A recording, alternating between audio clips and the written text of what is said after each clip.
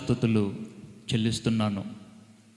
పరిశుద్ధ గ్రంథములో నుండి ఈ దినము మనము వాక్యాన్ని ధ్యానం చేద్దాము. చూడండి, ప్రసంగి గ్రంథము 12వ అధ్యాయము 1వ వచనము.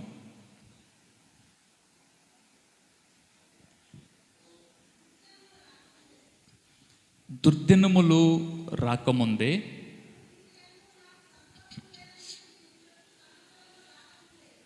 వీటి యందు నాకు సంతోషము లేదు అని చెప్పు సమయము రాకముందే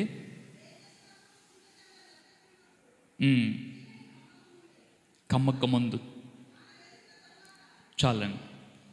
యెహెజ్కేలు గ్రంథము 7వ అధ్యాయము 7వ వచనము.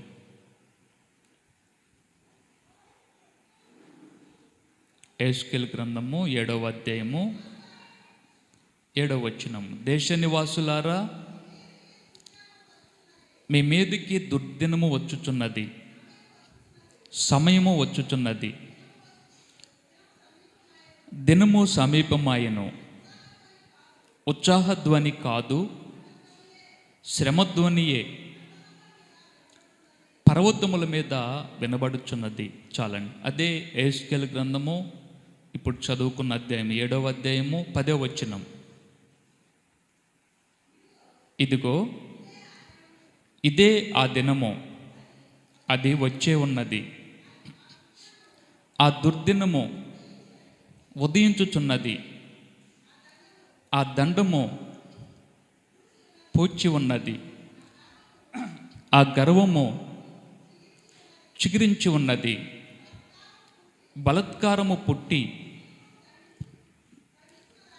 దుష్టులను దండించునుదాయను. చాలండి. అదే యెహెజ్కేలు గ్రంథం 30వ అధ్యాయము 3వ వచనం. యెహెజ్కేలు గ్రంథం 30వ అధ్యాయము 3వ వచనం.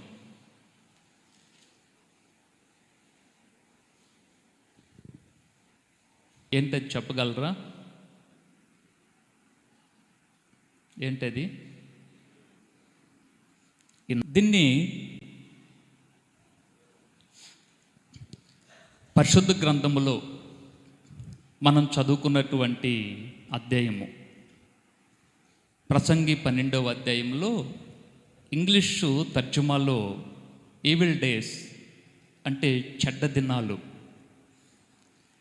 ఈ దుర్దినం అనేటువంటి మాటకి చెడ్డ దినాలు అని ఉపయోగించాడు. చెడ్డ దినాలు. దేవుడు ఆశ్చర్యకరుడైనటువంటి దేవుడు. ఆయన చాలా మంచివాడు. ఆయన కార్యములు ఆశ్చర్యకరమైనవి. ఆయన కార్యములు గొప్పవి. దేవుడు ఎప్పుడు మనకి మేలు చేసే దేవుడు. ఆయన మనకి సహాయకుడు. యెహెజ్కేలు గ్రంథములో ఇశ్రాయేలు జాతి వారిని ఉద్దేశిస్తూ, ఇశ్రాయేలు ప్రజల్ని ఉద్దేశిస్తూ, ఇశ్రాయేలు జాతి వారిని ఉద్దేశిస్తూ దేవుడు పలికినటువంటి మాట, ఓ ఇశ్రాయేలీయులారా, ఓ ఇశ్రాయేలు జనాంగమా, మీ మీదకి దుర్దినము రాబోతుంది. ఇశ్రాయేలు ప్రజలతో అంటున్నాడు దేవుడు, మీ మీదకి దుర్దినము రాబోతుంది. భూమి మీద బహుగా హింసించబడినటువంటి జాతి ఏదైనా ఉందంటే వారు ఇశ్రాయేలీయులే.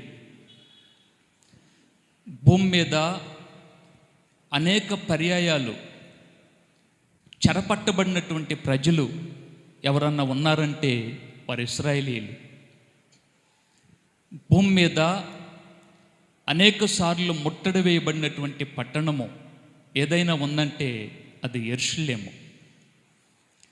ఆ ప్రజలు చెరపట్టబడినంతగా, ఆ ప్రజలు హింసించబడినంతగా, ఆ ప్రజలు నలుగొట్టబడినంతగా మరి ఏ ప్రజలు కూడా ఆ విధంగా శిక్షకు గురి కాలేదు. అంతగా ఆ ప్రజలు నలుగొట్టబడ్డారు. అంతగా ప్రజలు చెరపట్టబడ్డారు, చెరలోనికి వెళ్ళారు. అంతగా ప్రజలు దేవుని కోపానికి గురయ్యారు. బైబిల్లో దేవుని గురించి రాయబడినటువంటి మాటలో ఆయన చాలా మంచివాడు, దేవుడు చాలా దీర్ఘశాంతపరుడు, దేవుడు చాలా కరుణా సంపన్నుడు. ఆయన నిమిషం మాత్రమే కోపిస్తాడు, ఆయుష్కాలం అంతా దేవుడు దయ చూపిస్తాడు. బైబిల్లో దావీదు అంటాడయ్యా, నువ్వు త్వరగా కోప్పడవు. దేవుడు త్వరగా కోప్పడే దేవుడు కాదు, తొందరగా దేవుడు కోప్పడే దేవుడు కాదు. మరి ఎందుకని దేవుడు ఆ ప్రజల్ని అంతగా శిక్షకు అప్పగించాడు? దేవుడు అంటున్నాడు, ఓ ఇశ్రాయేలీయులారా, దుర్దినములు రాకముందే మీ మీదకి దుర్దినం రాబోతుంది,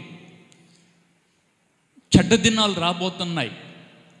ఇంకా దేవుడు వాళ్ళ గురించి చాలా కఠినంగా వాళ్ళతో మాట్లాడుతూ అంతం రాబోతుంది, మీ మీదకి అంతం రాబోతుంది, జాగ్రత్త అని దేవుడు హెచ్చరిస్తున్నాడు ఆ ప్రజల గురించి. ఎందుకని? దేవుడు సృష్టించినటువంటి సృష్టి యావత్తు మంచిది కదా. బైబిల్లో రాయబడి ఉంది, 1వ అధ్యాయం ఆదికాండము చివరి వచనాన్ని చదవండి. 1వ అధ్యాయము ఆదికాండము చివరి వచనం.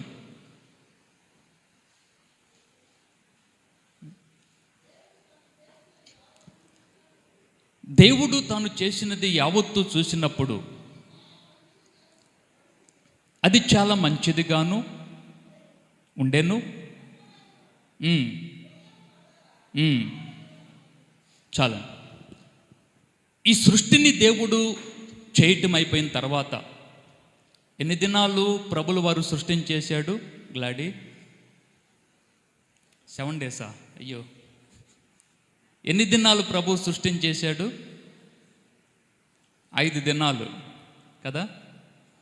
5 దినాలు అన్న వాళ్ళందరూ చక్కగా హల్లెలూయా చేద్దాం. హల్లెలూయా. చాలా సంతోషం, మీ అందరికీ వందనాలు. 7 దినాలు ప్రభు సృష్టించేశాడు అన్న వాళ్ళందరూ పెద్దగా దేవునికి వందనాలు చేద్దాం. హల్లెలూయా. మీకు కూడా మీరు ఏం చెప్పిన హల్లెలూయా చేస్తారు అంటే నా హల్లెలూయా ఒక్కటే వినపడిద్ది అనుకుంటాం. మంచిది, హల్లెలూయా. అందరం చూద్దాం హల్లెలూయా. వాళ్ళకి సపోర్ట్గా మనం కూడా చూద్దాం హల్లెలూయా. చేతులు పైకెత్తి హల్లెలూయా. చెప్పలేదు అనుకోండి, ఏం జరిగిందో అనుకుంటారు వాళ్ళు. యేసు ప్రభు భూమిని చూసినప్పుడు, తండ్రి అయినటువంటి దేవుడు చూసినప్పుడు అది నిరాకారంగా శూన్యంగా ఉంది. అగాధ జలముల మీద ఆత్మ అల్లాడుతూ ఉంది, చీకటి కమ్మింది. దేవుడు ఆ పరిస్థితిని చూసి వెంటనే దేవుడు మొట్టమొదటి దినమున దేవుడు వెలుగు కలుగునుగాక అని పలికాడు. వెలుగు కలుగునుగాక అని దేవుడు పలికినప్పుడు వెలుగు కలిగింది. దేవుడు చీకటిని వెలుగును వేరుపరిచాడు. మొట్టమొదటి దినం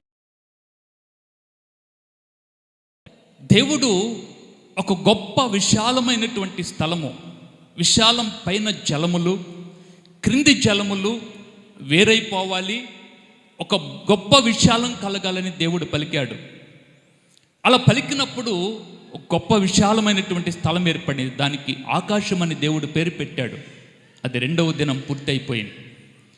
3వ దినము దేవుడు చేసినటువంటి సృష్టిలో దేవుడు చేసినటువంటి కార్యము.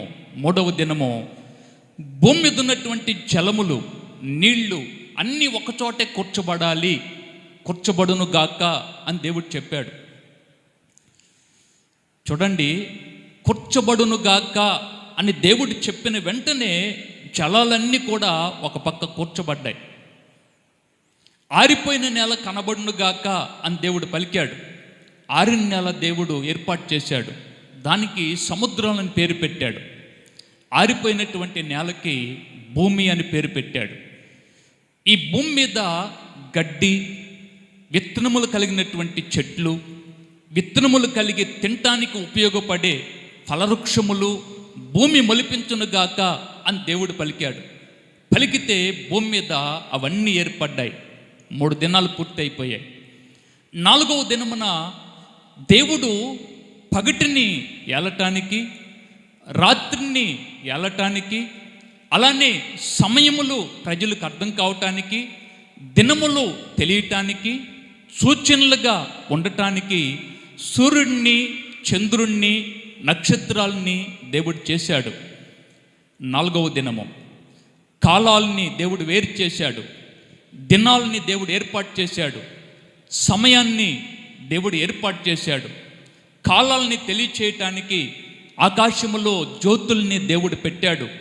దానికి పేర్లు పెట్టాడు దేవుడు. సూర్యుడు, చంద్రుడు, నక్షత్రాలని దేవుడు పేరు పెట్టాడు. 4 దినాలు పూర్తయిపోయాయి. 5వ దినమున ఆకాశములో ఎగిరే రెక్కలు కలిగినటువంటి పక్షుల్ని దేవుడు చేశాడు. ఆయా జాతుల ప్రకారము ఆకాశములో ఎగిరే పక్షులు సృష్టించబడ్డాయి. భూమి మీద సముద్రములో జలచరములు అంటే జలచరములు, జీవించేటువంటి జలచరాలు, చేపలు కానివ్వండి, జీవముతో చెలించేవి కానివ్వండి, సముద్రములో అలా జీవించాలని, అలా పుట్టునుగాక, అభివృద్ధి చెందునుగాక అని దేవుడు పలికితే సముద్రము పుట్టించింది. చేపలు, పెద్ద చేపలు, చిన్న చేపలు, రకరకాలైనటువంటి సముద్రములో సంచరించే జీవుల్ని దేవుడు ఏర్పాటు చేశాడు. ఆకాశములో ఎగిరే రెక్కలు కలిగినటువంటి పక్షుల్ని ఆయా జాతుల ప్రకారము దేవుడు ఏర్పాటు చేశాడు. 5 దినాలు పూర్తయిపోయాయి. 6వ దినమున దేవుడు భూమి మీద పురుగులు, మృగములు, జంతువులు, ఆయా జాతుల ప్రకారము పశువుల్ని దేవుడు పుట్టించాడు. అర్థమైందా?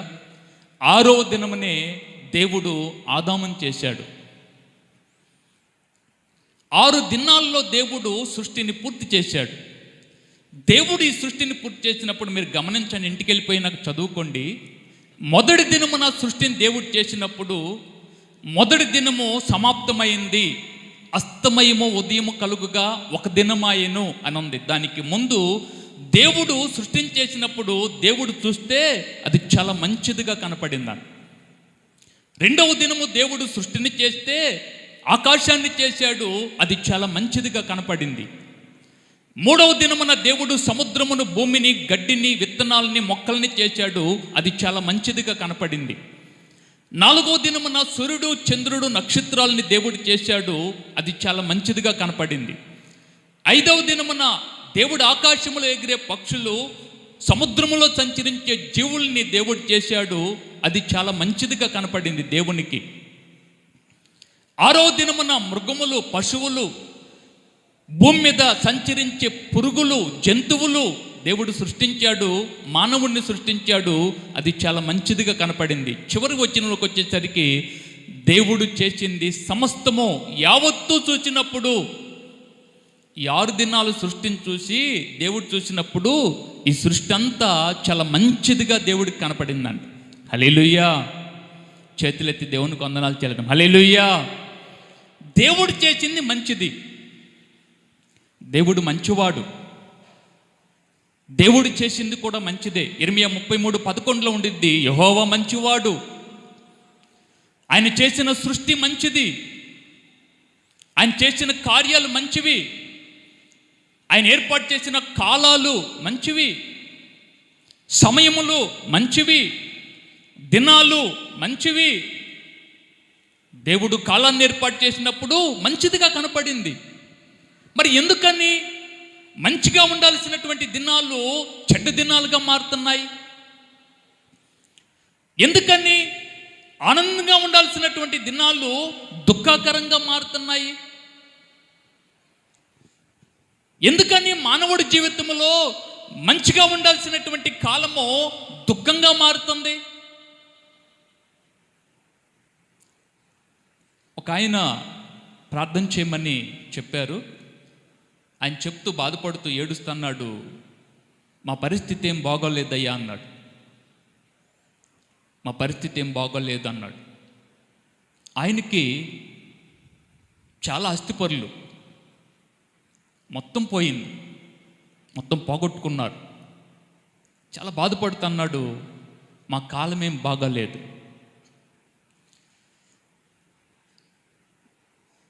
అంటూ ఆయన చెప్పిన మాట, దేవుడు మాకు అన్యాయం చేశాడు. వెంటనే నేను చెప్పాను, దేవుడు అన్యాయస్తుడు కాదు. ఎవరి జీవితంలో కూడా దేవుడు అన్యాయం చేయడు. ఎవరి జీవితంలో కూడా దేవుడు తప్పు చేయడు. గమనించండి, ఒకవేళ నువ్వు బాధపడుతున్నావంటే దేవుడు తప్పు చేయడు, గుర్తుపెట్టుకో. తప్పు చేయటానికి ఆయన మానవుడు కాదు, తప్పు చేయటానికి ఆయన మనిషి కాదు.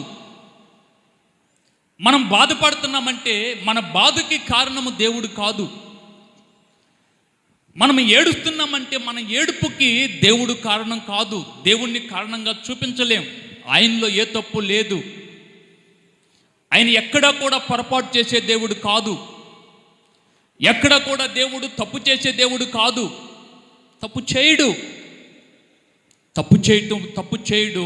తప్పు చేయటమో అసంభవమో. దేవుడు అన్యాయస్తుడు కాదు. చాలాసార్లు మనము స్వయంకృత అపరాధంలో చిక్కుపడతాం. చాలాసార్లు మనమే బాధలోనికి మనం వెళ్తాం, మనమే వేదన పాలవుతాం, మన జీవితాన్ని మనమే పాడు చేసుకుంటాం, మన జీవితాన్ని, మన భవిష్యత్తుని మనమే పతనం చేసుకుంటాం. దానికి దేవుడు కారణం కాదు. దేవుణ్ణి ఎప్పుడు కూడా మనము కారణంగా పెట్టలేము, కారణంగా చూపించలేము కూడా. ఈరోజు నేను మీకు చెప్తాను, సమయాన్ని బట్టి ఎందుకు దినాలు మానవ జీవితంలో చెడ్డ దినాలుగా మారుతున్నాయి, ఎందుకు సంతోషంగా ఉండాల్సినటువంటి కాలములో మనిషి దుఃఖంలోనికి వెళ్ళిపోతున్నాడు, బాధలోనికి వెళ్ళిపోతున్నాడు. ఆనందించాల్సినటువంటి సమయంలో ఎందుకని బాధపడుతున్నాడు మానవుడు? ఏం కారణం? ఎందుకు బాధపడాల్సి వస్తుంది? ఎందుకు చింతపడాల్సి వస్తుంది? ఎందుకు దిగులు పడాల్సి వస్తుంది? ఏ దేవుడు మేలు చేయడా? మేలు చేసే దేవుడు కాదా? ఆయన సహాయకుడు కాదా? దేవుడు ప్రార్థన చేస్తే ప్రార్థన ఆలకించి సహాయం చేయలేదా? దేవుడు ప్రార్థన ఆలకించకుండా ఉండే దేవుడు కాదు ఆయన. దేవుడు నీ కన్నీటిని తుడిచే దేవుడు. మరి ఎందుకని మనము మన కాలాన్ని, మన దినాలని మనము బాధకు గురి చేసుకుంటాము, దుఃఖానికి గురి చేసుకుంటాము? జాగ్రత్తగా వినండి. బైబిల్లో నుండి ఒక విషయాన్ని మీకు నేను చూపిస్తాను. చూద్దాం. పరిశుద్ధ గ్రంథములో నుండి ఇర్మియా గ్రంథము 5వ అధ్యాయం 25వ వచనం.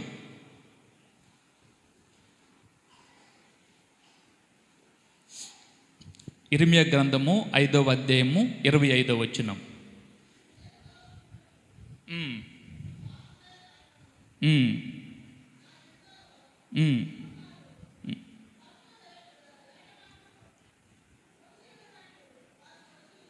చాలు. యెహెజ్కేలు గ్రంథము 7వ అధ్యాయం 27వ వచనం. యెహెజ్కేలు 7:27. రాజు వ్యాకులు పడుచున్నాడు, అధికారులు భీతి నొందుచున్నారు, సామాన్య జనులు వణుకుచున్నారు. నేను యెహోవానై ఉన్నానని వారు తెలుసుకున్నట్లు వారి ప్రవర్తన ఫలము నేను వారి మీదకి రప్పింపబోచున్నాను. వారు చేసిన దోషములను బట్టి వారికి తీర్పు తీర్చబోచున్నాను. చాలండి. ఈ 2 వచనాల్లో మనం చదువుకున్న ఇర్మియా గ్రంథం 5:25, యెహెజ్కేలు 7:27 వచనము, ఈ 2 వచనాల్లో ఒక మాట కనపడింది. కాలములు జీవితములో మారిపోవటానికి, మంచిగా ఉండాల్సినటువంటి దినాలు దుర్దినాలుగా మారిపోవటానికి, మన మీదకి దేవుని కోపము దిగిరావటానికి, దేవుని ఉగ్రత దిగిరావటానికి కారణం ఏంటో తెలుసా? దేవుడు అంటున్నాడు, మీ దోషమో మీ పాపమే కారణమో. అర్థమైందా? ఓ ఇశ్రాయేలీయులారా, కాలాలు మారుతున్నాయంటే, క్రమం తప్పుతుందంటే, కాలము క్రమం తప్పుతుందంటే దానికి కారణం ఏంటంటే మీ దోషమో మీ పాపమే కారణమో. చైనా దేశంలో ఈ మధ్యకాలంలో, ఇప్పుడు కూడా కొద్ది దినాల క్రితము చైనా దేశంలో వాణిజ్య నగరంగా, అంటే వ్యాపార నగరంగా పేరు పొందినటువంటి నగరము ఉన్నది. అది షాంఘై పట్టణము. మన దేశానికి వాణిజ్య నగరం ఏంటి కిషోర్? మన దేశానికి వాణిజ్య నగరం ముంబై. మన దేశంలో గ్రీన్ సిటీ అని దేన్ని పిలుస్తారు? Green city. చదువుకున్న వాళ్ళు. మన దేశంలో రెడ్ సిటీ అని దేన్ని పిలుస్తారు? అయ్యో,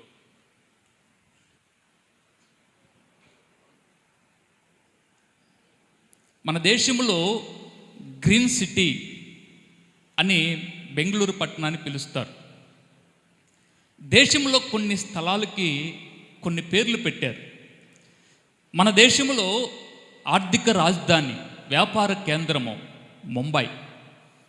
చైనా దేశంలో బహుగా వ్యాపారం జరిగే స్థలము, బహుగా వాణిజ్యం జరిగే స్థలము షాంఘై పట్టణము. షాంఘై పట్టణములో, ఆ పట్టణములో ఈ మధ్యకాలంలో 144 సెక్షన్ పెట్టారు. ఎందుకు 144 సెక్షన్ పెట్టారంటే అక్కడ కరోనా ఎక్కువైపోయింది. కరోనా ఎక్కువైపోవటం వలన ప్రజలు చచ్చిపోతున్నారు. ప్రజలు చచ్చిపోతున్నారని ఆ కరోనాని, వైరస్ని అరికడటానికి, ఆ వైరస్ని ఆపివేయటానికి వాళ్ళు ఏం చేశారంటే, చైనా దేశస్తులు, చైనా ప్రభుత్వము షాంఘై పట్టణంలో 144 సెక్షన్ పెట్టారు.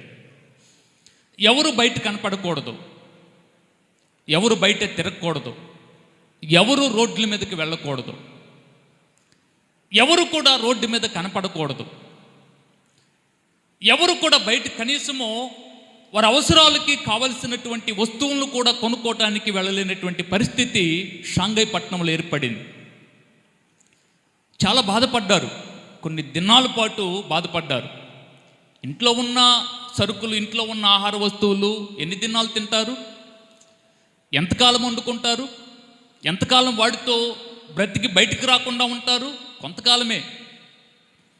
షాంఘై పట్టణంలో కొంతకాలం అలా ఉండిపోయిన తర్వాత ఇంట్లో ఉన్నటువంటి ఆహారం అయిపోయింది.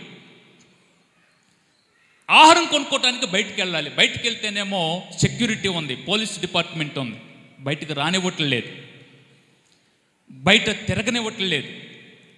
కనపడితే పట్టుకొని తీసుకెళ్ళిపోయి జైల్లో వేస్తున్నారు. పరిస్థితి దారుణంగా తయారైపోయింది షాంఘై పట్టణంలో. వారిలో ఒక ఆవిడ మెయిల్ పెట్టింది గవర్నమెంట్కి. షాంఘై పట్టణంలోనే ఆవిడ కోటేశ్వరరాలు, షాంఘై పట్టణంలోనే ధనవంతురాలు ఆవిడ. ఆమె బ్యాంకులో, ఆమె బ్యాంక్ అకౌంట్లో ఎంత అమౌంట్ ఉందో గవర్నమెంట్కి మెయిల్ పెట్టింది. నా బ్యాంకులో ఇన్ని కోట్ల రూపాయలు ఉన్నాయి, నా ఇంట్లో ఇంత అమౌంట్ ఉంది, నా ఇంట్లో బంగారం ఎంత ఉంది, బంగారానికి కొదువు లేదు, డబ్బుకు కొదువు లేదు, బ్యాంక్ బ్యాలెన్స్ కొదువు లేదు, కోట్ల రూపాయలు ఉన్నాయి. కానీ ఇప్పటికీ వారం నుండి నేను ఒక బ్రెడ్ ముక్క, బ్రెడ్ కాదు, పూర్తి బ్రెడ్ కాదు, ఒక బ్రెడ్ ముక్క ఎవరన్నా ఇస్తారేమోనని ఎదురు చూస్తుందంట వారం నుండి. వారము నుండి ఎవరైనా చిన్న బ్రెడ్ ముక్క ఇస్తారేమో, చిన్న బ్రెడ్ ముక్క తిని ఆకలి తీర్చుకుందామని ఎదురు చూస్తుందంట ఆవిడ. వారం రోజులు ఎదురు చూసినా ఎవరూ ఏ సహాయం చేయలే. అప్పుడు గవర్నమెంట్కి మెయిల్ పెట్టింది, ఈ పట్టణంలోనే నేను కోటేశ్వరరాలని, ధనవంతురాలని, ఒక బ్రెడ్ ముక్క కూడా తినటానికి నాకు లేదు. ఆ పట్టణంలో ఒక దైవజనుడు ఉన్నాడు.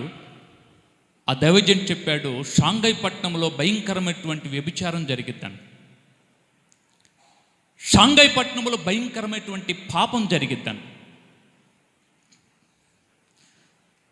ఆయన విశ్లేషిస్తూ, ఆ దైవజనుడు విశ్లేషిస్తూ చెప్పాడు, ఈ షాంఘై పట్టణము వ్యాపార నగరము ఇంత హీనాతిహీనమైన స్థితిలోనికి వెళ్ళిపోవటానికి కారణం ఏంటంటే ఈ పట్టణంలో పెచ్చిరిల్లిపోయినటువంటి పాపము. ఈ పట్టణంలో పాపము ఎక్కువైపోవటాన్ని బట్టి, పాపం పెరిగిపోవటాన్ని బట్టి ఈ పట్టణానికి ఈ గతి దాపురించింది అని ఆయన తోటి సేవకుడికి ఆయన లెటర్ పంపించాడు. కోటీశ్వరులే తినటానికి ఆహారం లేదు, ధనవంతులే కడుపు నింపుకోవటానికి ఆహారం లేదు, డబ్బు కొదువు లేదు, ఆహారం లేదు, డబ్బు ఉంది, బ్రెడ్ దొరకట్లేదు. నీకు తెలుసా, ఒక కాలం వచ్చిద్ది, ఒక సమయం వచ్చిద్ది, ఆ సమయంలో డబ్బు ఒక వ్యక్తి ఉదరాన్ని పోషించలేదు. సమయం వచ్చిద్ది, ధనము ఒక వ్యక్తి ప్రాణాన్ని తప్పించలేదు. దుర్దినం వచ్చినప్పుడు, చెడ్డకాలం వచ్చినప్పుడు, చెడ్డ సమయం వచ్చినప్పుడు ఒక వ్యక్తిని అతనికున్న పలుకుబడి, అతనికున్న ధనము, అతనికున్న పేరు ప్రఖ్యాతులు అతన్ని తప్పించలేవు. అతని ప్రాణాన్ని ధనము ఆపలేదు, అతని ప్రాణాన్ని అతనికున్న బంగారము ఆపలేదు. దుర్దినములు జీవితంలో వచ్చినప్పుడు, చెడ్డ కాలం వచ్చినప్పుడు, చెడ్డ సమయం వచ్చినప్పుడు అతని ప్రాణాన్ని ఎవరు తప్పించలేరు. తప్పించగలిగింది ఆ దేవుడొక్కడే, కాపాడగలిగింది ఆ దేవుడొక్కడే, కాపాడే సమర్థుడు, శక్తిమంతుడు ఆ దేవుడొక్కడే. నీకు తెలుసా, నీ ప్రాణము, నీ జీవము ఆయన చేతిలో ఉన్నాయి, నీ ఆయుష్ ఆయన చేతిలో ఉంది. ఆయన అనుమతిస్తే తప్ప ఏది నీ జీవితంలోనికి రాదు. ఆయన అనుమతిస్తే తప్ప ఏది నీ కుటుంబం మీదకి రాదు. ఆయన అనుమతిస్తే తప్ప ఏది నేను చేయలేదు.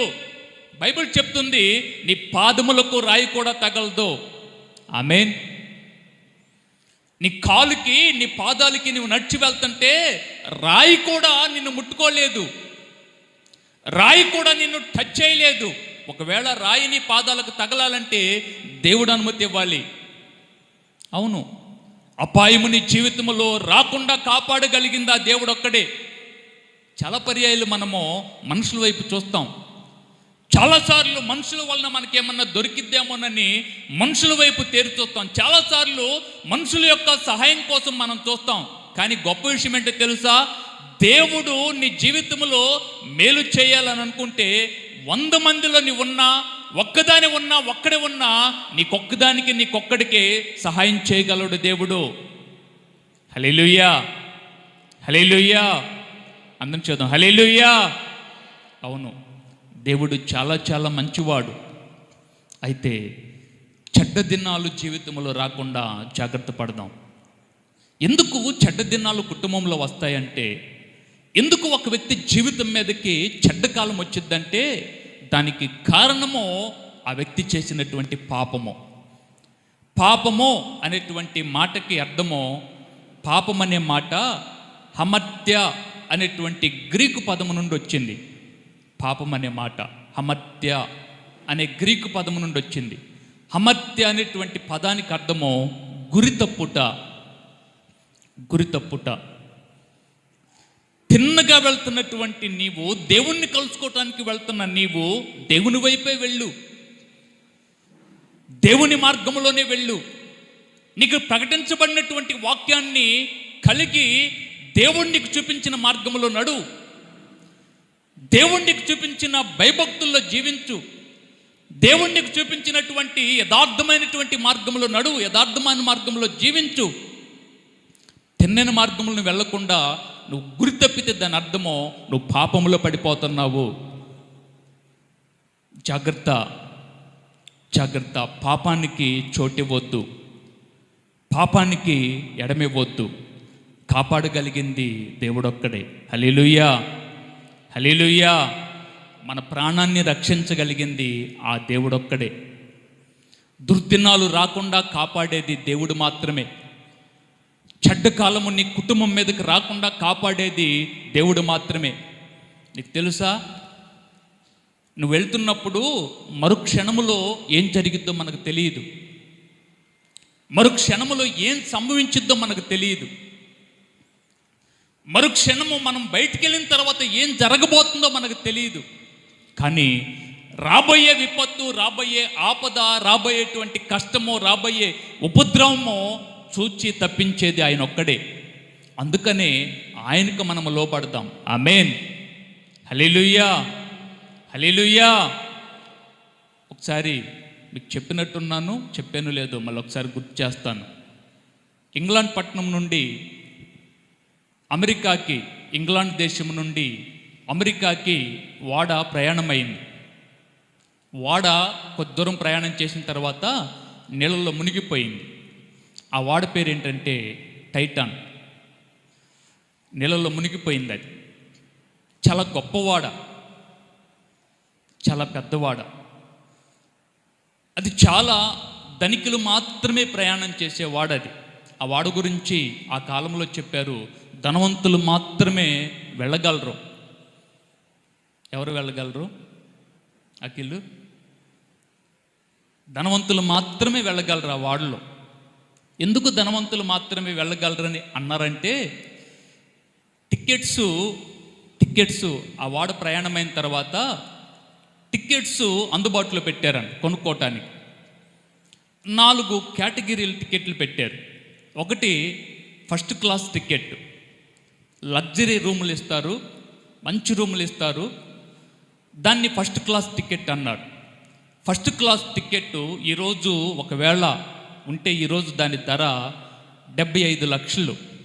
ఒక టికెట్టు 75 లక్షలు. ఒకవేళ వాడలో ఎక్కాలంటే ఫస్ట్ క్లాస్ టికెట్ కొనుక్కోవాలంటే 75 లక్షలు పెట్టి కొనుక్కోవాలి. రెండవది ఫస్ట్ క్లాస్ క్యాబిన్ బెర్త్, రెండవ టికెట్. ఒకవేళ అది కొనుక్కోవాలంటే ఆ టికెట్ ఖరీదు 2,70,000 రూపాయలు. మూడవది సెకండ్ క్లాస్ టికెట్. ఈ సెకండ్ క్లాస్ టికెట్ కొనుక్కోవాలంటే ఒక్కటి టికెట్ ధర 1,00,000 రూపాయలు. మూడవది థర్డ్ క్లాస్ టికెట్, నాలుగవది. థర్డ్ క్లాస్ టికెట్ కొనుక్కోవాలంటే థర్డ్ క్లాస్ టికెట్ ధర 60,000 రూపాయలు. 60,000 రూపాయలు. ఇది ఇంగ్లాండ్ పట్టణం, ఇంగ్లాండ్లో సౌతాంప్టన్ నుండి అమెరికాలో న్యూయార్క్ బయలుదేరింది ship, Titan ship. Titan ship చాలా గొప్పది. ఆ కాలంలో ఇది 1912వ సంవత్సరంలో తయారైంది షిప్. చాలా గొప్ప షిప్, చాలా గొప్ప వాడ, చాలా ధనవంతులు ఆ కాలంలో దాని గురించి చెప్పారు. నీళ్ళ మీద నడిచే విలాసవంతమైనటువంటి గృహము. ఏందది? నీళ్ళ మీద నడిచే, డీలర్ గారు, నీళ్ళ మీద నడిచే విలాసవంతమైనటువంటి గృహం అంటది. దానిలో ప్రయాణం చేయటానికి టికెట్లన్నీ అయిపోయినాయి. అంత ఖరీదైనా కానీ టికెట్లు కొనుక్కున్నారు. ఈ సౌతాంప్టన్ నుండి న్యూయార్క్ పట్టణానికి మధ్య 833 కిలోమీటర్లు, 7 రోజులు ప్రయాణం చేయాలి. వార్డులో నుండి ఇక్కడ బయలుదేరితే న్యూయార్క్ పట్టణానికి వెళ్ళటానికి 7 దినములు ప్రయాణం చేయాలి. 7 దినముల ప్రయాణములో మే 1912వ సంవత్సరము మే 10వ తారీఖున వాడ బయలుదేరి వెళ్ళిపోయింది. 4 దినాలు ప్రయాణం చేసింది, పగలు రాత్రి. 5వ రోజు రాత్రి వేళ 11:40 ఈ వాడ అనుకోకుండా మంచు కొండను ఢీకొట్టింది. సముద్రంలో ఉన్నటువంటి మంచు కొండని ఢీకొట్టింది. ఆ మంచు కొండని చూడటానికి 37 సెకండ్ల ముందే కనపడిందంట. అది అట్లా చూశారు. 37 సెకండ్లలో ఇక మంచు కొండని ఢీకొట్టబోతుంది. చాలా ప్రయత్నం చేశారు తప్పించడానికి, వల్ల కాలేదు. చాలా ప్రయత్నం చేశారు తప్పించడానికి, తిప్పారు కానీ వల్ల కాలేదు. వల్ల కాక మంచు కొండని ఢీకొట్టింది. ఢీకొట్టినటువంటి 10 నిమిషాల్లోనే ఇంచుమించు 14 అడుగులు నీళ్లు వాడలోకి వచ్చేసాయి. క్రమంగా ఓడ మునిగిపోబోతుంది. ఓడలో లైఫ్ బోట్లు ఉన్నాయి.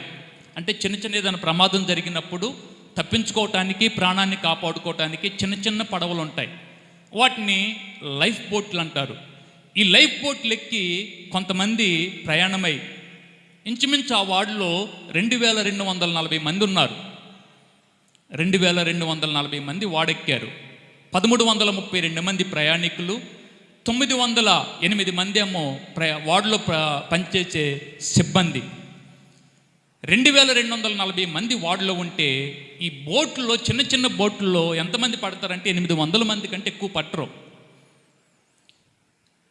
700 మంది, ఇంచుమించు 700 మంది ఈ పడవల్లో ఎక్కారు. మిగిలిన వారు 1532 మంది వార్డులో నుండిపోయారు. అందుకని వీళ్ళు అన్నారు, ముందు స్త్రీలకు అవకాశం ఇద్దాం వారు బ్రతకటానికి, చిన్నపిల్లలకు అవకాశం ఇద్దాం. స్త్రీలు, చిన్నపిల్లలు వారి ప్రాణాన్ని కాపాడుకుంటారు, తర్వాత అవకాశం ఉంటే మనం వెళ్దాం అని అనుకున్నారు వీళ్ళు. 1532 మంది అట్లా నాగిపోయారు. 700 మంది కంటే ఎక్కువ మంది బోట్లు ఎక్కి, చిన్నపిల్లలు ఎక్కి బయటకు వచ్చేసారు. క్రమక్రమంగా వాడ మునిగిపోవటం స్టార్ట్ అయింది. 2 భాగాలైపోయింది ఆ వాడ బయలుదేరేటప్పుడు ఆ వాడని వైట్ స్టార్ లైన్ కంపెనీ తయారు చేసింది. ఆ కంపెనీ వాళ్ళంట ఆ వాడను తయారు చేసి, ఆ కాలంలో చాలా పెద్ద వాడ అది. ఆ వాడను తయారు చేసి కంపెనీ వాళ్ళు అన్న మాట ఏంటంటే, దీనిని దేవుడు కూడా ముంచి వేయలేడు అన్నారంట. ఏది ప్రయాణం చేస్తే పోయేది, వాడ చేస్తే చేశారు బాగుంది, లగ్జరీగా చేశారు బాగుంది, ఈ మాట అనుకుని ఉండాల్సింది. ఏ మాట? కొన్నిసార్లు ఫ్లోలో వదిలేస్తాం మనం, అవునా కాదా? ఫ్లోలో మన నోట్ నుంచి వచ్చేస్తాయి మాటలు. వాళ్ళు కూడా అదే ఫ్లోలో వదిలేరంట. దీన్ని దేవుడు కూడా ముంచలేడని. దేవుడు కూడా ముంచలేడన్నాడు. నిజంగానే మునిగిపోయింది అది. ఆ ఓడ మునిగిపోయిన తర్వాత ఆశ్చర్యం ఏంటంటే, అది మునిగిన తర్వాత 1985 సంవత్సరం వరకు, అంటే 120 సంవత్సరాలు, 1912 సంవత్సరంలో మునిగిపోతే, 1912 మే 15వ తారీఖున మునిగిపోతే 1985 సంవత్సరం వరకు కూడా ఆ వాడ ఎక్కడ మునిగిందో కనుగొనలేకపోయారు. టెక్నాలజీ పెరిగినా, చాలా ఖరీదైనటువంటి యంత్రాలు వారికి అందుబాటులో ఉన్నా, అది ఎక్కడ మునిగింది ఎగ్జాక్ట్గా, అది ఎక్కడుంది కనిపెట్టలేకపోయారంట. అద్భుతం ఏంటో తెలుసా? ఒక క్రైస్తవుడు ప్రార్థన చేసి, దేవునికి ప్రార్థన చేసి, అయ్యా నేను నీ నామాన్ని గొప్ప చేయాలనుకుంటున్నాను, నీ నామాన్ని నేను మహింపరచాలనుకుంటున్నాను, ఆ వాడ ఎక్కడ మునిగిందో నాకు చూపి అని ప్రార్థన చేశాడంట. అమెరికా నేవీ అధికారి రాబర్ట్ అనేటువంటి వ్యక్తి ప్రార్థన చేశాడంట, అయ్యా అది ఎక్కడ మునిగిందో నాకు చూపి అని ప్రార్థన చేసుకొని బయలుదేరితే దేవుడు ఆ వ్యక్తికి చూపించాడంట. హల్లెలూయా. 120 సంవత్సరాల తర్వాత అట్లాంటిక్ మహాసముద్రములో 120 సంవత్సరాల తర్వాత అది ఎక్కడ మునిగిపోయిందో దేవుడు ఆ వ్యక్తికి చూపిస్తే, ఆ వ్యక్తి వెళ్ళిపోయి అది మునిగిపోయినటువంటి స్థలాన్ని కనుగొని వచ్చి ఆ మ్యాప్ని అందరికి ఇచ్చాడంట. అప్పుడు చూశారంట అది ఎక్కడ మునిగిపోయిందో. అప్పటి వరకు కూడా అది ఎక్కడుందో కూడా అంతుబట్టలేదు. అది బయలుదేరేటప్పుడు వాళ్ళు అనుకున్నారు, దేవుడు కూడా దీన్ని ముంచలేడు. దానిలో ప్రయాణం చేస్తుంది ఎవరంటే ధనవంతులు, దానిలో ప్రయాణం చేస్తున్న వారు పేరు పొందినటువంటి వ్యాపారం చేసేవారు, వ్యాపారవేత్తలు. వ్యాపారం నిమిత్తము ఇంగ్లాండ్ నుండి అమెరికాకి ప్రయాణం చేశారు వాళ్ళు. దానిలో మునిగిపోతున్న సమయంలో ఎక్కువ మంది మందు తాగుతూ ఉన్నారని. అది మునిగిపోయే సమయానికి ఎక్కువ మంది మందు తాగుతూ లేదా డ్రగ్స్ తీసుకుంటూ, మత్తు పదార్థాలు తీసుకుంటూ ఆనందంగా గడుపుతున్నారంట వాళ్ళు. 1532 మంది జల సమాధి అయిపోయారు. వారి ధనమో వారిని కాపాడలేకపోయింది, వారికి ఉన్న పేరు ప్రఖ్యాతులు వారిని కాపాడలేనటువంటి ధనవంతులు మాత్రమే ఎక్కారు. ఆ ధనము, ఆ వ్యాపారము, వారి పేరు, వారికి ఉన్న ఘనత వారి ప్రాణాన్ని కాపాడలేకపోయింది, వారి ప్రాణాన్ని తప్పించలేకపోయింది. కానీ ఒక కుటుంబం కాపాడబడింది. అమెరికా నుండి ఇంగ్లాండ్ పట్టింది. ముసలివాళ్ళు అయిపోయారు, పెద్దవాళ్ళు అయిపోయారు. పెద్దవాళ్ళు అయిపోయి వారి దేశానికి వారు వెళ్ళిపోవాలనుకున్నారని, అమెరికాకి వెళ్ళిపోవాలనుకున్నారని అనుకొని అదే టైటాన్ షిప్లో వెళ్ళటానికి టికెట్ బుక్ చేసుకున్నారంట. వాళ్ళు టికెట్ బుక్ చేసుకొని టైటాన్ షిప్లో వెళ్ళటానికి బయలుదేరి వెళ్ళిపోయారు. ఓడరేవుకి వెళ్ళిపోయారు. షిప్ బయలుదేరింది. షిప్ బయలుదేరే సమయానికి ముందుగానే, 1 గంట ముందుగానే వారు ఓడరేవు దగ్గరికి వెళ్ళారు. భార్యాభర్తలు పెద్దవారు, మిషనరీలు సేవ చేశారు. ఇంగ్లాండ్ వచ్చి సేవ చేశారు, ఇంగ్లాండ్ వచ్చి పరిచర్య చేశారు. వారి కాలాన్ని, వారి సమయాన్ని, వారి బలాన్ని సేవ కోసం ఖర్చు పెట్టారు. వాళ్ళు వెళ్ళిపోయే సమయానికి షిప్ వెళ్ళిపోయింది. 12 గంటలకి, మధ్యాహ్నమో 12 గంటలకు షిప్ బయలుదేరి వెళ్ళిపోయింది. వాళ్ళు వచ్చి ఏడ్చారని. ఎందుకంటే అది వెళ్ళిపోయింది, మళ్ళా ఎప్పుడుకొచ్చిద్దో. మా దేశానికి మేము వెళ్తున్నాం కదా అన్న సంతోషంలో, మా దేశానికి చాలా కాలమైంది, మా దేశానికి మేము వెళ్ళబోతున్నాము, మా బంధువుల్ని మేము కలుసుకోబోతున్నాము, మా దేశాన్ని మరలా మేము చూడబోతున్నామన్న సంతోషంలో షిప్ దగ్గరికి వస్తే ఆ టైటాన్ షిప్ వెళ్ళిపోయింది. చాలా ఏడ్చారు, బాధపడ్డారు, నిట్టూర్చారని. దేవా, ఎందుకని మేము ప్రయాణమై వస్తే ఎందుకని మా కోసము ఆ షిప్ ఆగలేదు? ఎందుకని మాకు సహాయం చేయలేకపోయావు నీవు? ఎందుకని ఈ సహాయాన్ని మీరు మాకు అనుగ్రహించలేకపోయారని బాధపడ్డారు, ఏడ్చారంట. వెళ్ళిపోయారు, ఇంటికి వెళ్ళిపోయారు. బాధపడతానే ప్రార్థన కూడా చేసుకోలేక, కుటుంబ ప్రార్థన కూడా లేదు. మనలాగే వాళ్ళు కూడా పాపం, మనకేమైనా అయిందనుకోండి మనం ఏం చేస్తాం? మొట్టమొదటిగా మనిషి అంట మొట్టమొదటిగా అలిగేది ఎవరి మీద అంటే దేవుని మీద అంట. మొట్టమొదటిగా మనిషి అలిగేది దేవుని మీద అంట. ఇద్దరు భార్యాభర్తలు గొడవ పడ్డారని, గొడవ పడి కొట్టుకున్నారని. కొట్లాట్లైని పాస్టర్ గారు వాళ్ళ ఇంటికి వెళ్ళారు. ఇంటికి వెళ్ళి భార్యాభర్తలకి ఇద్దరికి మధ్య సమాధానపరిచి, అమ్మా అట్లా కొట్టుకోకూడదు, అట్లా ఉండకూడదు, జాగ్రత్తగా ఉండండి అని చెప్పాడంట. చెప్పి పాస్టర్ గారు ఇంటికి వచ్చాడంట.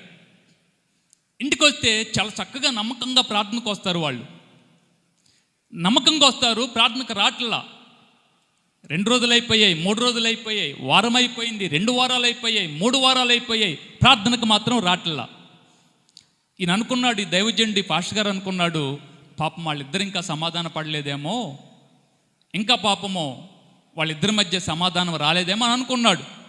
అనుకొని 1 నెల అయిపోయిన తర్వాత 2వ నెలలో పాస్టర్ గారు ఏదో పని మీద బజార్కి వెళ్తున్నాడని. బజార్కి వెళ్తుంటే ఆ భార్యాభర్తలు ఇద్దరు చేతులు పట్టుకొని నవ్వుకుంటూ మార్కెట్కి వెళ్తున్నారని. భార్యాభర్తలు ఇద్దరు చేతులు పట్టుకొని మార్కెట్కి వెళ్తున్నారని. పాస్టర్ గారు వెళ్ళిపోయి ఆపాడంట వాళ్ళని. అమ్మ, మీరు ఎప్పటి నుంచి పలుక్కుంటున్నారు అన్నాడంట. అదేం పాస్టర్ గారు, మీరు వచ్చారు కదా మా ఇంటికి, ఆ రాత్రి నుంచే మేము మాట్లాడుకుంటున్నాం అన్నారని. మరి ప్రార్థనకి ఎందుకు రావట్లేదు అని అంటే, మేము తిట్టుకున్నాం కదండి అందుకని రావట్లేదు అన్నాడు. మేము తిట్టుకున్నాం కదా అందుకని ప్రార్థనకు రావట్లేదు అని అన్నారు. మరి పలుక్కుంటున్నారు కదా అంటే, పలుక్కుంటున్నాం. కలిసి పని చేసుకుంటున్నారు కదా, కలిసి పని చేసుకుంటున్నారు, అన్నీ బాగానే ఉన్నాయి. ఎవరి మీద అలిగారు?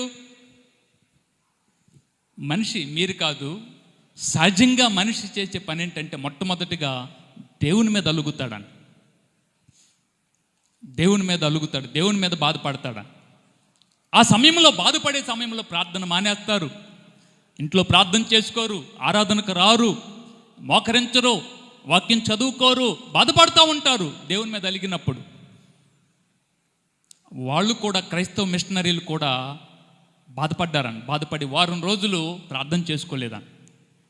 5వ రోజు న్యూస్లో తెలిసింది, టైటానిక్ షిప్ వెళ్ళాల్సి 32 మంది చచ్చిపోయారని న్యూస్ వచ్చిందని. అప్పుడు అర్థమైంది వాళ్ళకి ఎందుకు దేవుడు షిప్ను పంపించాడు. హల్లెలూయా, హల్లెలూయా. కొన్నిసార్లు నష్టంగా నీకు కనపడిద్ది కానీ అది నీ మేలు కోసమే. కొన్నిసార్లు కష్టంగా నీకు అనిపించిద్ది కానీ అది నీ మేలు కోసమే. కొన్నిసార్లు బాధగా నీకు అనిపించింది, కానీ దాని వెనుక ఒక మేలు దాగి ఉంది. కొన్నిసార్లు నీ జీవితంలో తట్టుకోలేనటువంటి పరిస్థితులు, తట్టుకోలేని సమస్యలు నీ జీవితంలో ఎదురవుతాయి. ఆ పరిస్థితుల్లో గుండా నువ్వు వెళ్ళాల్సి వచ్చింది, కానీ దాని వెనుక ఒక మేలు దాగి ఉంది. ఆ కష్టం వెనక, ఆ శోధన వెనక, ఆ శ్రమ వెనక మేలు దాగి ఉంది. ఈరోజు ఒకవేళ నువ్వు బాధపడుతున్నావా? ఈరోజు ఒకవేళ ఏంటి ప్రభా ఈ సమస్య అని అనుకుంటున్నావా? ఏంటి ప్రభా ఈ పరిస్థితి అని అనుకుంటున్నావా? ఏంటి ప్రభా ఈ బాధ అని అనుకుంటావు? ఎందుకు వచ్చాయి ఇవన్నీ నాకు అని అనుకుంటున్నావా? గుర్తుపెట్టుకో, దేవుడు నీ జీవితంలో మేలు కొరకు వాటిని ఉద్దేశించాడు. మేలు కొరకే నీ జీవితంలో వాటిని దేవుడిని ఎదురుకు తీసుకొచ్చాడు. దాని వెనుక అద్భుతమైనటువంటి ఆశీర్వాదాన్ని దేవుడు దాచి ఉంచాడు. దేవుడు కాపాడాడు ఆ మిషనరీ కుటుంబాన్ని. వాడలో మునిగిపోయి చచ్చిపోకుండా వారి ప్రాణాన్ని కాపాడాడు. ఉపద్రవాలు ఎందుకు వస్తాయో తెలుసా? దుర్దినాలు ఎందుకు వస్తాయో తెలుసా? చెడ్డకాలం ఎందుకు వచ్చిందో తెలుసా? చెడ్డ దినాలు ఎందుకు వస్తాయో తెలుసా? ఒక వ్యక్తి సంతోషము దుఃఖంగా ఎందుకు మారిద్దో తెలుసా?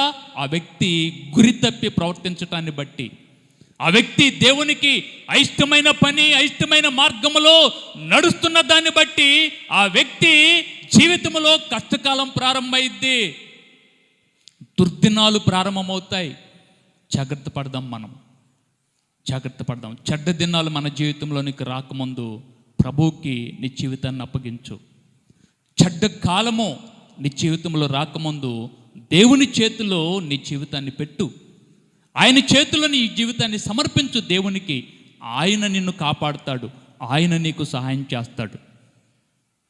అవునండి, చాలామంది గురి తప్పి ప్రవర్తించి, చాలామంది కాని మార్గాల్లోనికి వెళ్ళి, చాలామంది దేవునికి ఇష్టమైన పనులు చేస్తూ, దేవునికి ఇష్టం లేనటువంటి పాపములో కొరిగిపోయి సంతోషంగా ఉండాల్సిన జీవితాన్ని దుఃఖంగా మార్చుకుంటున్నారు. ఆనందంగా గడపాల్సినటువంటి వారు జీవితాన్ని చిక్కులు పాలు చేసుకుంటున్నారు. దానికి కారణము ఒక వ్యక్తి చేసే పాపము. దేవునికి అయిష్టంగా జీవించే ఆ జీవితమే ఆ వ్యక్తిని పాడు చేస్తుంది. జాగ్రత్త పడదాము, దేవునికి లోబడదాం మనము. ఆ విధంగా దేవుడు మనకు సహాయం చేయనుగాక. ఆమేన్. ప్రార్థన చేసుకుందాము. తల్ల వంచండి. ఈ ఉదయకాలం మందు దేవుని సన్నిధికి వచ్చినటువంటి మీరు ప్రభైనటువంటి యేసుక్రీస్తు నీ కొరకు చేసినటువంటి బలియాగాన్ని జ్ఞాపకం చేసుకుందాము. సహోదరి, సహోదరుడా, ఈ ఉదయకాలమందు చిన్న ప్రార్థన చేద్దాం దేవుని దగ్గర. చిన్న ప్రార్థన. దుర్దినాలు నీ జీవితం మీదకి రాకముందు, చెడ్డకాలము నీ జీవితం మీదకి రాకముందు, అయ్యో నాకు సంతోషము లేదు అని చెప్పే కాలము నీ జీవితంలో రాకముందే జాగ్రత్త పడదామా? జాగ్రత్త పడదామా? జాగ్రత్త పడదాము. ఎందుకు వస్తాయి? ఎందుకు వస్తాయి? ఎందుకు నీ సంతోషము దుఃఖంగా మారిపోతుంది? ఎందుకు నీ ఆనందము వేదనగా మారుతుంది? ఆశీర్వాదం రావాల్సినటువంటి సమయంలో ఎందుకు ఆశీర్వాదం ఆలస్యం అవుతుంది? ఎందుకు ఇంకా చీకటి దినాలనే చూస్తున్నాం? జాగ్రత్త పడదామా? అయ్యా, దుర్దినాల్లోనికి నేను వెళ్ళకుండా, చెడ్డ దినాల్లోనికి నేను వెళ్ళకుండా, దుర్దినాలు నా కుటుంబంలో రాకుండా, దుర్దినాలు నా జీవితంలోనికి రాకుండా నాకు సహాయం చేయి ప్రభువా అని ప్రార్థన చేస్తావా? చిన్న ప్రార్థన చేద్దాం ప్రభు దగ్గర. చిన్న ప్రార్థన చేద్దాం. యేసయ్యా, నన్ను జ్ఞాపకం చేసుకో.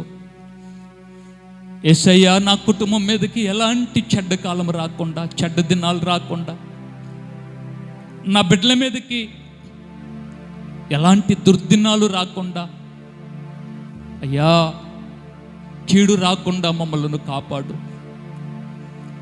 కీడు రాకుండా మాకు సహాయం చేయి. ఏ ఆపదలు మాకు సంభవించకుండా, ఏ అపాయమో మా జీవితం మీదకి రాకుండా సహాయం చే ప్రభువా అని ప్రార్థన చేద్దామా దేవునికి. ప్రతి ఒక్కరూ ప్రభు దగ్గర ఈ సమయాన్ని ముగించడానికి ముందు చిన్న ప్రార్థన చేయి. తండ్రి, నీవు నాకు ఇచ్చిన కుటుంబము, నీవు నాకు ఇచ్చిన బిడ్డలు, నీవు నాకు ఇచ్చిన భార్య, భర్త, బిడ్డలతో నేను సంతోషంగా గడపటానికి సహాయం చేయ ప్రభువా. ఏ దుర్దినాలు నా కుటుంబం మీదకి రాకుండా కాపాడు. దుర్దినాలకి కారణమైన పాపాన్ని నేను చేయకుండా, ఏ పాప స్వభావము నాలో లేకుండా, ఏ పాప మనస్తత్వము నాలో లేకుండా, ఏ చెడ్డ స్వభావము నాలో లేకుండా సహాయం చే ప్రభువా అని ప్రార్థన చేద్దామా దేవునికి. ప్రార్థన చేద్దామండి. ఆయన మంచి దేవుడు. నీ శాపాన్ని ఆశీర్వాదంగా మార్చగలడు దేవుడు. నీ దుఃఖాన్ని నాట్యంగా మార్చగలడు దేవుడు. నీ వేదన తొలగించి నీకు నెమ్మదిని, సంతోషాన్ని ఇవ్వగలడు దేవుడు. ఇచ్చే దేవుడు ఆయనకు మనము లోబడదాం. ఆయన చిత్తానికి మనము లోబడతాం. ఆయన వాక్యానికి మనము లోబడదాం. పాపాన్ని విడిచిపెట్టి, పాప సంబంధమైన వాటిని విడిచిపెట్టి దేవుని చిత్తానికి మనము తల వంచుదాం. అయ్యా, ఏ పాపమో, ఏ దోషమో ఆ జీవితం మీద పనిచేస్తుందో దాన్ని తొలగించునైనా అని ప్రార్థన చేద్దాం. ప్రభు దగ్గర ప్రార్థన చేద్దాం. పరిశుద్ధుడు అయిన తండ్రి యేసుక్రీస్తు ప్రభువా, మీకు వందనాలు, స్తోత్రాలు చెల్లిస్తున్నాను నాయనా. అయ్యా, దుర్దినాలు మా కుటుంబం మీదకి రాకముందు, చెడ్డ దినాలు మా కుటుంబం మీదకి రాకముందు మేము జాగ్రత్త పడటానికి సహాయం చేయ ప్రభువా. పరిస్థితులను మార్చివేసే పాపాన్ని నేను చేయకుండా, ఏ పాపానికి నేను లోబడకుండా, ఏ పాపానికి నా జీవితాన్ని నేను అప్పగించకుండా సహాయం చేయ ప్రభువా. సహాయం చేయ్యా. అయ్యా, నీ బిడ్డలను జ్ఞాపకం చేసుకోండి. ఆశీర్వాదాన్ని నీ బిడ్డలకు ఇవ్వండి. శాపాన్ని కొట్టివేయండి, దుఃఖాన్ని కొట్టివేయండి, శాపగ్రస్తమైన స్థితిని తొలగించండి. ఆశీర్వాదకరమైనటువంటి దినాలు నీ బిడ్డలకు అనుగ్రహించండి. వందనాలు చెల్లిస్తున్నాను నాయనా. ఈరోజు ఆరాధనలో పాల్గొన్న నీ బిడ్డలను దీవిస్తున్నాను. నీ బిడ్డలకు మేలు చేయమని మీ చేతులకు వారిని అప్పగిస్తూ మహిమ మీ నామానికి ఆరోపిస్తూ నజరేయుడైన యేసుక్రీస్తు నామం పేరట ప్రార్థన చేస్తున్నాను తండ్రి. ఆమేన్, ఆమేన్. మంచిది, కూర్చుందాము. ఒక పాట పాడుతూ ఉన్నప్పుడు కానుకలు తీసుకుందాము. పాట పాడుకుందాం.